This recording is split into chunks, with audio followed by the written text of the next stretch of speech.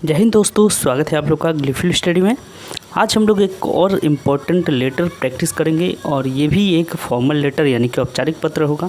तो चलिए शुरुआत करते हैं लेटर की। और अगर आप ये टॉपिक पाना चाहते हैं डेली टॉपिक, तो टेलीग्राम चैनल को ज़रूर ज्वाइन कर लें। इसी में आपको PDF भी मिलेगा नेक्स्ट डे, ठीक है। तो इस चैनल से आप ज़रूर जुड़ सकते हैं, इसका लिंक आपको डिस्क्रिप्शन बॉक्स में मिल जाएगा। ओके, चलिए अब शुरुआत करते हैं टॉपिक को। देखिए, क्वेश्चन है आज का कि यहाँ तक तो डेली ही रहता है, संपादक को पत्र लिखना है, लेकिन किस चीज़ को लेकर लिखना है ये यहाँ से आपको मिलेगा, ठीक है। भारत में अभी भी प्रचलित कन्या भ्रूण हत्या की समस्या के बारे में संपादक को पत्र लिखें। ओके, तो यहाँ से आपको ये टॉपिक मिल गया। अब इस पर लेटर कैसे लिख सकते हैं चलिए समझते हैं। तो जैसा कि हम लोग जानते हैं कि यहाँ पे सेंडर का एड्रेस होता है, यहाँ पर डेट होता है और यहाँ पर रिसीवर एड्रेस होता है, ठीक है। तो रिसीवर एड्रेस के नीचे में देखिए, रिसीवर एड्रेस के नीचे में यहाँ पर आपको विषय मिल जाएगा। ओके, तो विषय ये है और विषय में है कि भारत में अभी भी प्रचलित कन्या भ्रूण हत्या की समस्या के संबंध में। तो ये हम लोग का आज विषय है, जबकि ये क्वेश्चन में ही था, तो उसी को हम लोगों ने जैसा था वैसा कॉपी पेस्ट कर लिया, ठीक है। हमें कुछ एक्स्ट्रा करने की ज़रूरत नहीं पड़ी। अब यहाँ पे एक चीज़ आप देख सकते हैं, महोदय या फिर महोदया, एक लाइन का स्पेस यहाँ पे भी होता है और उसके बाद फिर महोदय या महोदया। और क्योंकि यहाँ पे हम लोगों ने कल देखा था कि महोदय था, ठीक है, संपादक महोदय था, तो इसीलिए अगर महोदय पहले लिख दिए तो फिर महोदय लिखने की ज़रूरत नहीं है।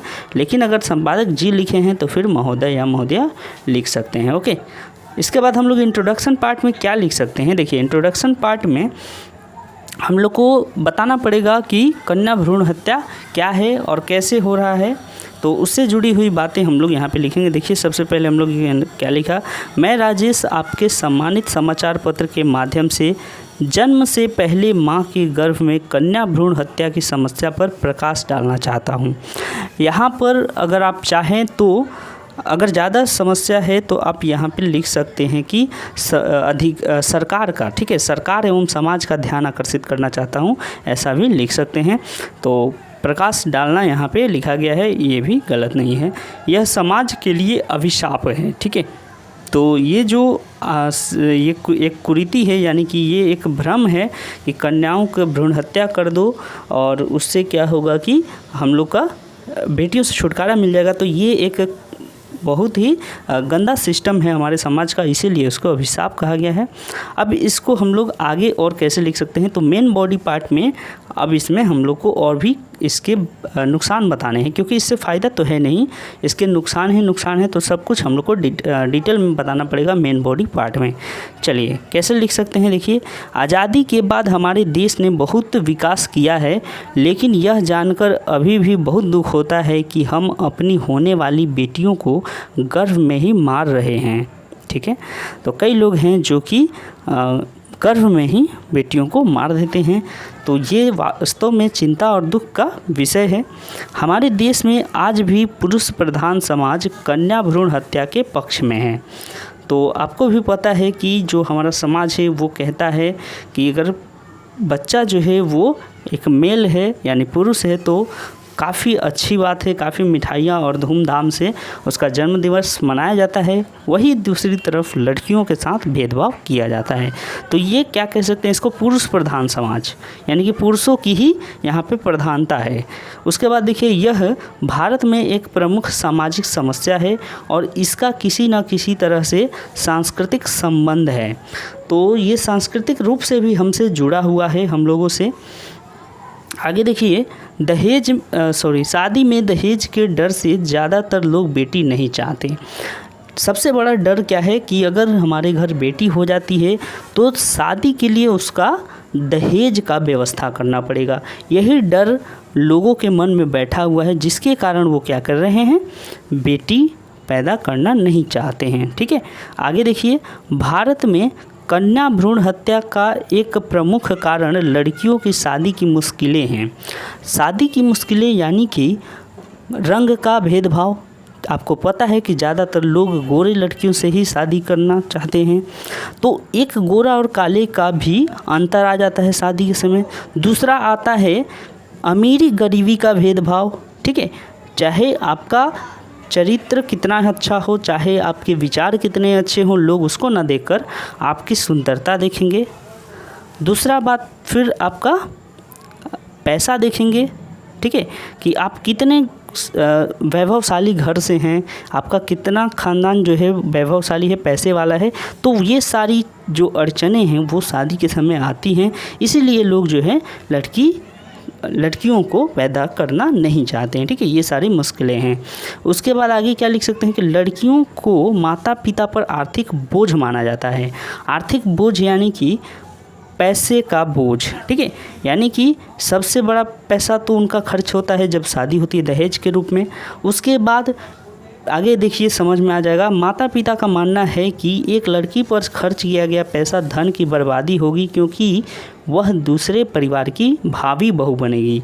भावी यानी क्या, भविष्य में बहू बनेगी। तो एक इनको आर्थिक बोझ यानी कि पैसे का बोझ क्यों माना जाता है, क्योंकि इन पर जो पैसा खर्चा किया जाएगा वो इनके काम नहीं आएगा। वो लड़की मान लेते हैं आज पढ़ाने लिखाने में खर्चा करते हैं, तो वो लड़की किसी और के घर जाएगी, तो किसी और के घर गई तो उसके बिजनेस को बढ़ा सकती है, उसके घर में जो है वो हाथ बटा सकती है, लेकिन इनका तो कोई फ़ायदा नहीं होगा, ये सोचते हैं लोग, और इसीलिए इस पर खर्चा नहीं करना चाहते हैं लड़कियों पर। तो ये भी एक कारण है भ्रूण हत्या का। आगे देखिए, हमें इस कुविकसित सोच को बदलना चाहिए। कुविकसित सोच, इस कुविकसित सोच यानी कि क्या होता है, हमारी जो गिरी हुई मानसिकता है वो, ठीक है, कुविकसित यानी जो हमारा विकास नहीं हुआ है सोच का, उस सोच को बदलना चाहिए। भ्रूण हत्या के कारण नर और मादा की संख्या का अनुपात बिगड़ गया है। आपको भी पता है कि जो सेक्स रेशियो है 943 वो 1000, ठीक है, 943 से 1000 है। तो ये बहुत चिंता का विषय है, क्योंकि इसमें अंतर आप देख सकते हैं, कई राज्यों में तो ये 850 के लगभग है 1000 पुरुषों पर। तो इसका मतलब है कि इस चिंता को दूर करने का यही कारण है कि हमें भ्रूण हत्या रोकनी होगी, ठीक है। देखिए, भ्रूण हत्या के कारण जो है अनुपात बिगड़ रहा है पुरुष और मादा का। उसके बाद हरियाणा और राजस्थान जैसे कुछ राज्यों की स्थिति चिंताजनक है। तो कुछ ऐसे भी राज्य हैं जहाँ पे वास्तव में कंडीशन बहुत ख़राब है, जहाँ पे कि लड़कियों का जो अनुपात है वो काफ़ी कम है।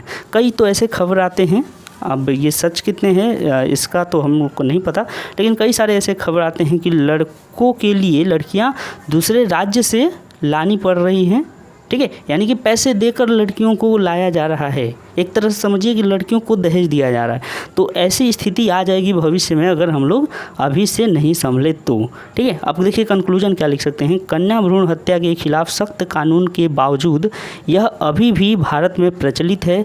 कन्या भ्रूण हत्या के प्रति जागरूकता फैलाने के लिए सरकार को व्यापक अभियान चलाना चाहिए। अपने देश के एक जिम्मेदार नागरिक के रूप में हमें इस मानसिकता से बाहर निकलना चाहिए कि हम बेटे को वरीयता दें, ठीक है। अब देखिए, यहाँ तक कोई शब्द आपको शायद दिक्कत देगा, मुझे नहीं लगता कोई दिक्कत। एक शब्द ये हो सकता है कि दिक्कत दे, तो ये शब्द वरीयता का मतलब होता है प्रेफरेंस, ठीक है, यानी कि फर्स्ट प्रायोरिटी हम किसको देते हैं, लड़के को, कि भैया लड़का हो तो सबसे बेस्ट है, और उसके बाद फिर हम लोग लड़की को सेकंड तौर पे रखते हैं, क्योंकि वही दो ऑप्शन ही है। तो इसके बाद फिर देखिए, इस अवैध गतिविधि में शामिल डॉक्टरों और माता पिता के खिलाफ उचित कार्रवाई की जानी चाहिए। तो आपको भी पता है कि जो इल्लीगल यानी कि अवैध तरीके से भ्रूण हत्या कराई जाती है, तो अगर इस तरह का जो गतिविधि पाया जाता है, कोई डॉक्टर इसमें लिप्त है या कोई माता पिता इसमें लिप्त हैं, तो उनके खिलाफ उचित कार्रवाई की जानी चाहिए। तो ये हमने अपना कंक्लूजन बता दिया एडिटर साहब को। अब वो इसको अपने विचार के अनुसार छाप देंगे पेपर में, और फिर हम उनको कहेंगे धन्यवाद, भवदीय या भविदीया, फिर राजेश या सीमा, ठीक है। तो इस तरीके से हमारा लेटर समाप्त हुआ, और आपको ये PDF मिल जाएगा टेलीग्राम पर कल, ठीक है। तो कल तक आपको ये PDF मिल जाएगा, इसलिए टेलीग्राम चैनल जो है आप ज्वाइन कर लीजिए। टॉपिक भी आपको वहीं पर मिलता है, तो डेली टॉपिक लिख कर आप प्रैक्टिस करिए, दोस्तों से शेयर करिए ग्रुप में, और अगर कोई एक्टिव होगा तो ज़रूर आपकी मदद करेगा। बाकी के लिए आप लोग चैनल से बने रहें। मिलेंगे अगले वीडियो में, तब तक के लिए अपना ख्याल रखें। Thank you.